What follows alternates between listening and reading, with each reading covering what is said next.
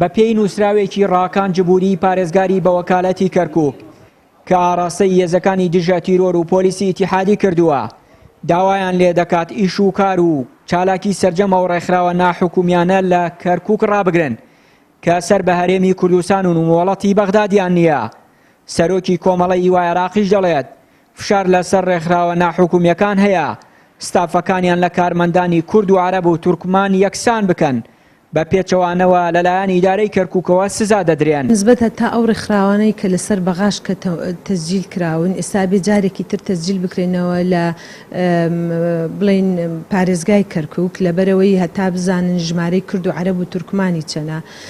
ئێستاشە دێنین کۆمەڵی ڕێکخراوەیە ئایا کە تەسجیلەکەی لەسەر هەرێمی کوردستان بێ ئێستا لە کارکەوتن و ناتوانین ئیش بکەن یان لەبەرەوەی کە ئێستا ژمارەی کورد و عەرەب و تورکمانیان یەکسان نیە سێرەکەی ئەوانە ئێستا قەدەغە کراوە ئیشکردنیان لە ناو شاری کەرکووک هەتا ئێمە یەکێکین لەو ڕێکخراوانە کە ماوەیەکی زۆرە کە ئیشەکەین و ینی هەتا ئیشمان لەگەڵ ئەوانی شاکردووە زۆری و لەگەڵ ئاوارەکان و ئەوانە بەبێ هیچ جیاوازێ بەداخەوە سێرەکەی بێمە شواڵین ئەڵێن ژمارەی مەسەلەن عەدەدی ستافتان چەندی کوردە و چەندی عەرەبە و چەند تورکمانە بۆیە سێرەکەی زۆر ڕێکخراو هەیە ئێستا داخراوە و لە ئیش و کار کەوتووە. بە پێی نووسراوەکە بێت بەدەیان ڕێکخرا و سەندیکای سەر بە هەرێمی کوردستان لە شارەکەدا دەخرێن بەڵام هێزە ئەمنیەکان تا ئێستا بڕیارەکەی پارێزگاریان جێبەجێ نەکردووە. ئەندامێکی لەقی کەرکووکی یەکێتی مامۆستایانیش بڕیارەکە بە مەترسیدار دەزانێت و پێی وایە پیلانێکی ڕێکخراوەیی دژ بە کورد لە شارەکە بەڕێوە دەچێت. ئەندامێکی دەستەی کارگەری سەندیکای ڕۆژنامە نووسانی کوردستان لە کەرکووک بڕیارەکە بە مەترسیدار بۆ سنووردارکردنی ئازادی ڕێکخراوەیی لە شارەکە دەزانێت.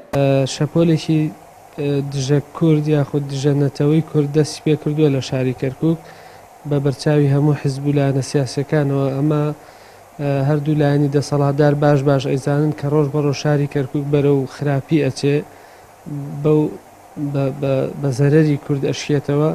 یەکێک لەو بڕیارانە ئەوەیە کە هەرچی ڕێکخراوەکان هەیە ئەبێ ئینزیمام بکەن یاخود پەیوەندی بکەن بە بەخا و ئیجازیان فەرمیان لەوێ بێ.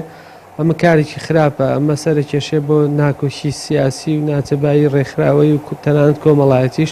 بەڵام خۆی لە خۆیدا ئەمە مەترسیەکی گەورەیەتەوە بۆ سنووردارکردنی پانتایی سنووردارکردنی ئازادیەکان و هەروەها ئفلیسکردنی کۆمەلگای مەدەنی لە شاری کەرکووک چونکە ڕێکخراوێکی زۆر مۆڵەتی هەرێمیان هەیە کە هەرێمیش بەشێکە لە عێراق بەپێی دەستور بەشێکە لە عێراق ئەم ڕێکارە کە لەلایەن ڕاکان جبوریەوە گیراوەتە بەر بە تەکید لە ڕووی ئیداریەوە لە ڕووی چالاکی ئەم ڕێکخراوانەوە ڕەنگە گرفتی گەورە بۆ ڕێکخراوەکان دروست بکات.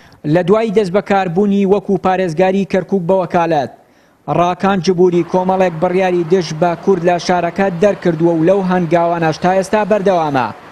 ئەمەش کوردانی دانیشتووی کەرکووکی نیگەران کردووە و پێیان وایە پارێزگاری بە وەکالەتی کەرکووک بەنابەرپرسانە مامەڵە لەگەڵ دۆخی ئەستیاری شارەکەدا دەکات و پەیوەندیە سیاسی و کۆمەڵایەتیەکان بەرەو ئاڵۆزی زیاتر دەبات کە دوجار نەک کورد بەتەنها بەڵکو نەتەوەکانی تریش زەرمەند دەبن لە ئەنجامی ئەو بڕیارانە. چیانوری کەناڵی ئاسمانی پەیام کەرکووک.